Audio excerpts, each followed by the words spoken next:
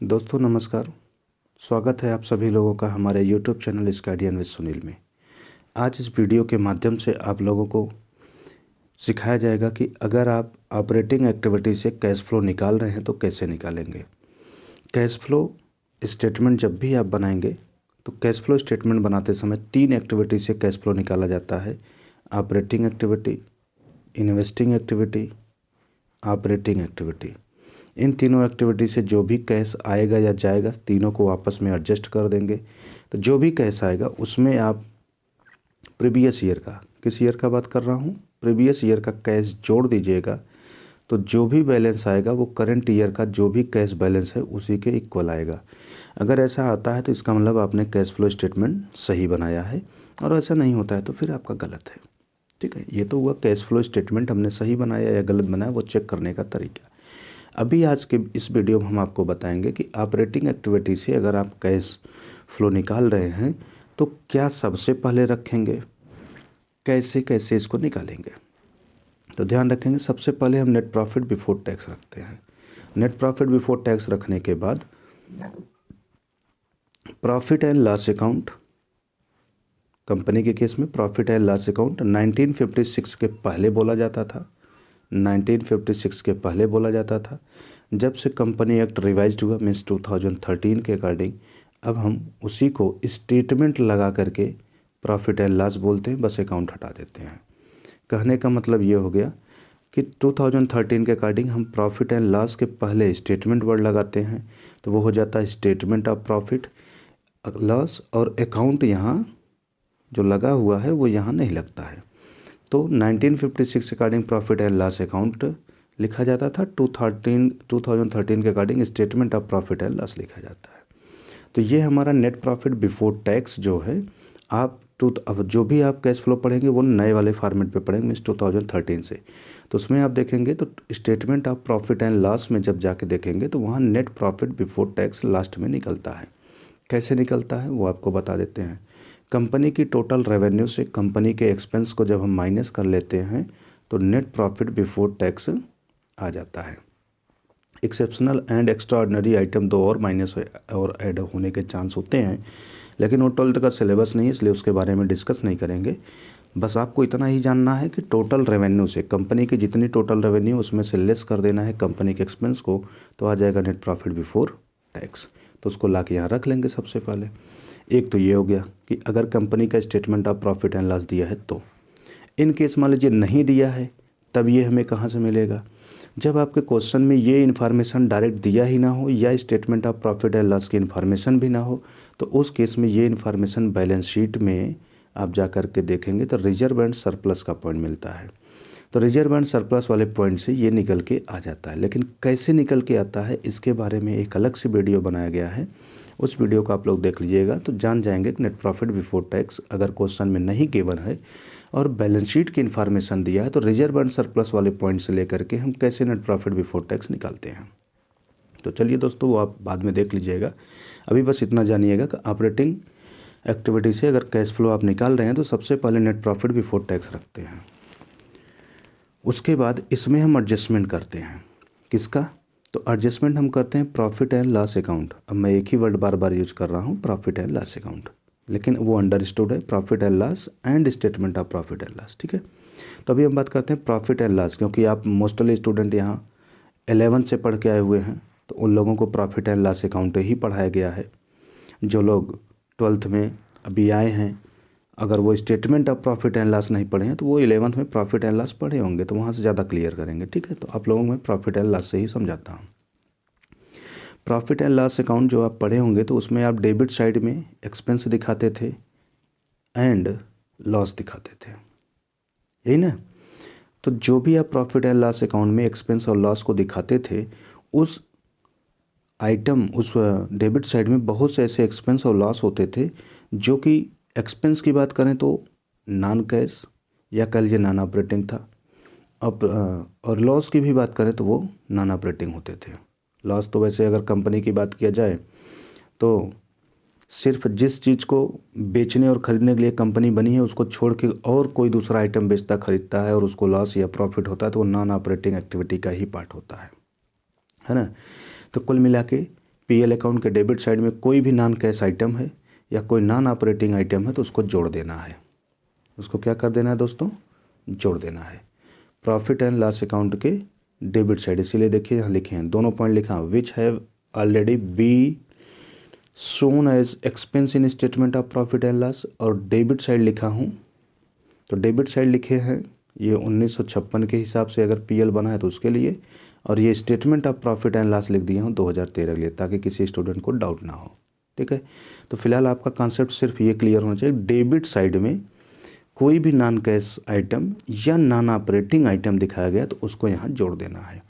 अब ये क्यों जुड़ता है तो इसका रीज़न आपको मैं दूसरे वीडियो में बताऊंगा, क्योंकि यहाँ बताएंगे तो वीडियो बहुत लेंदी हो जाएगा। तो वो वाला वीडियो आप देख लीजिएगा कि ये जो भी non operating and non cash item debit side के होते हैं वो जुड़ते क्यों हैं। ठीक है, उसका वीडियो हम बना के डाल देंगे, उसको आप देख लीजिएगा। इसको जब हम रख लेते हैं तो ये हम उसके बाद कुछ आइटम इसमें से करते हैं लेस, और वो कौन से आइटम लेस होते हैं तो ध्यान दीजिएगा, which have already been shown as other income in statement of profit and loss, और फिर यहीं देखिए क्रेडिट साइड भी लिखा हूँ। इसका मतलब पीएल अकाउंट के क्रेडिट साइड का जो भी आइटम नॉन कैश या नॉन ऑपरेटिंग नेचर का है वो यहाँ पर लेस हो जाएगा। ठीक है, तो ये लेस क्यों होता है इसका भी रीजन आपको हम अगले वाले ही वीडियो में बताएंगे, जो आपको बनाया जाएगा विथ रीजन के साथ कि पीएल अकाउंट के डेबिट साइड वाले आइटम जो नॉन कैश नॉन ऑपरेटिंग होते हैं वो जुड़ते क्यों हैं, है ना।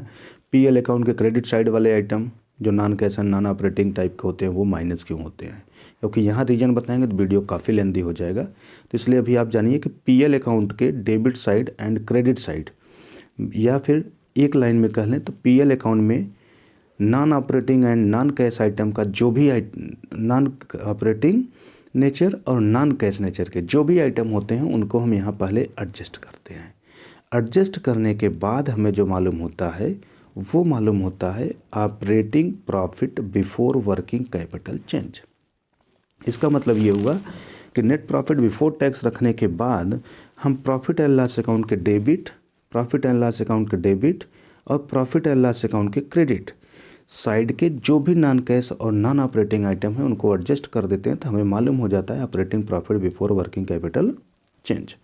अब इसके बाद हम इसमें और क्या एडजस्ट करेंगे, तो ये रखने के बाद current assets and current liability को भी एडजस्ट करते हैं, है ना। तो देखिए करेंट असेट लिए बोले हैं ऐड करते हैं, करेंट लायबिलिटी लिए ऐड करते हैं, करेंट असेट लेस करते हैं, करेंट लायबिलिटी लेस करते हैं। तो कब ये ऐड होगा और कब ये लेस होगा, इसके लिए आपको एक एग्जांपल लेके समझाते हैं। करेंट असेट्स का मान लीजिए करेंट असेट्स प्रीवियस ईयर में, करेंट असेट्स प्रीवियस ईयर में 20,000 रुपया है डेटर्स के रूप में, है ना, और प्रीवियस ईयर में 20,000 है, करंट ईयर मान लीजिए 15,000 है। अब सोचिए प्रीवियस ईयर में डेटर्स आपका 20,000 रुपये से दिख रहा है, तो इसका मतलब ये है कि 20,000 रुपया आपको लेना था पिछले साल में डेटर से, अभी करंट ईयर में आकर के डेटर्स आपका दिखने लगा 15,000 रुपये से। तो इसका मतलब अब इस साल में आप बोल रहे हैं डेटर से मुझे 15,000 लेना है। सोचिए पहले पिछले साल में आप बता रहे थे कि हमको 20,000 लेना है और अभी कितना बता रहे हैं 15,000, तो 5,000 से आपका डेटर्स कम हो गया।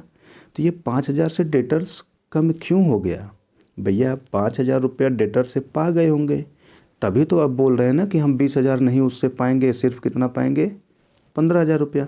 तो 5,000 रुपये से डेटर आपका कम हुआ, कम क्यों हुआ, क्योंकि वो आपको पैसा दे दिया। अब ज़रा सोचिए अगर डेटर आके आपको भैया पैसा देगा तो आपके जेब का पैसा बढ़ेगा कि नहीं बढ़ेगा, तो बढ़ेगा तो प्लस होना चाहिए कि नहीं होना चाहिए, होना चाहिए ना। तो हम कह सकते हैं कि करेंट असेट्स की वैल्यू अगर डिक्रीज होगी तो वो क्या हो जाएगा, प्लस हो जाएगा। इसीलिए करेंट असेट्स की वैल्यू डिक्रीज होने पे प्लस किया जाता है। अब जरा सोचिए करेंट असेट्स अगर डिक्रीज हो रहा है तो प्लस हो रहा है, तो फिर करेंट असेट्स इंक्रीज होने पे ऐड होगा, सॉरी लेस होगा। तो यहाँ पर देखिए लेस कर दिए हैं, increase in the value of current assets, है ना। रीजन उसका भी आप अपना लगा चेक कर लीजिएगा। एक एग्जांपल दिए हैं, करेंट असेट्स के डिक्रीज होने पे प्लस क्यों हुआ, जब वो आपको मालूम हो गया तो करेंट असेट डिक्रीज होने पर अगर प्लस हो रहा है तो इसका मतलब इंक्रीज होने पे माइनस होगा। और जो रूल आपका करंट असेट्स के लिए लगता है करंट लायबिलिटी में जस्ट उल्टा लग जाता है। तो करंट लायबिलिटी में हम कहेंगे कि डिक्रीज होने पे वो माइनस किया जाएगा, है ना। करंट लायबिलिटी डिक्रीज होने पे माइनस, देखिए ये करंट लायबिलिटी डिक्रीज हुआ माइनस, और वही करंट लायबिलिटी जब आपकी इंक्रीज होगी तो ऐड हो जाएगी, है ना। तो इस तरीके से करंट लायबिलिटी और करंट असेट्स कब ऐड होगा कब लेस होगा उसका रीजन आपको समझा दिया गया। इतना एडजस्ट कर लेने के बाद हमको जो मिलेगा वो मिलेगा cash generated from operating activity. ठीक है, cash generated from operating activity जब आ जाएगा तो उसमें से लेस कर देना है टैक्स पेड प्रीवियस ईयर का। जो भी प्रीवियस ईयर का टैक्स है उसको पेड कर दीजिएगा। अगर टैक्स रिफंडेड कुछ है तो टैक्स पेड में से टैक्स रिफंडेड पहले माइनस कर लीजिए, फिर जो बचेगा वो पे कर दीजिएगा। ठीक है, यहाँ जगह कम था इसलिए मैं नहीं लिखा हूँ। टैक्स पेड जो भी आप प्रीवियस ईयर का कर रहे हैं, अगर कुछ टैक्स रिफंडेड है तो उसको पहले माइनस कर लीजिए, फिर यहाँ आप दिखा दीजिए। तो फिर जो मालूम होगा वो होगा net cash flow from operating activities. इस तरीके से आपको यह मालूम हो जाएगा कि हमारे पास कैश कितना आया, या फिर कह लीजिए हमारे पास से कितना गया, हमारे पास कितना आया या फिर कह लीजिए हमारे पास से कितना गया, ये हमें मालूम हो जाएगा। ठीक है, तो दोस्तों cash flow from operating activity से कैसे आप कैश फ्लो निकालेंगे तो उसका ये पूरा प्रॉपर फॉर्मेट है। आप इसका स्क्रीनशॉट लेकर के इसको प्रॉपर नोट कर लीजिए। इसी तरीके से आपको cash flow from investing activity, cash flow from financing activity का भी वीडियो बना के मिल जाएगा, वो भी आप देख लीजिएगा। इसके जस्ट बाद जो आपको वीडियो मिलेगा वो मिलेगा नेट प्रॉफिट बिफोर टैक्स। अगर क्वेश्चन में गिवन है तब तो अच्छी बात है, जब दिया ही है तो कोई दिक्कत ही नहीं है। इनकेस नहीं दिया है तो फिर हम उसको निकालेंगे कैसे, तो बैलेंस शीट की हेल्प से रिजर्व एंड सरप्लस वाले पॉइंट से ये निकाला जाता है ना। तो कैसे निकाला जाता है उसके लिए हम नेक्स्ट वीडियो बना के डाल देंगे, उसको आप देख लीजिएगा।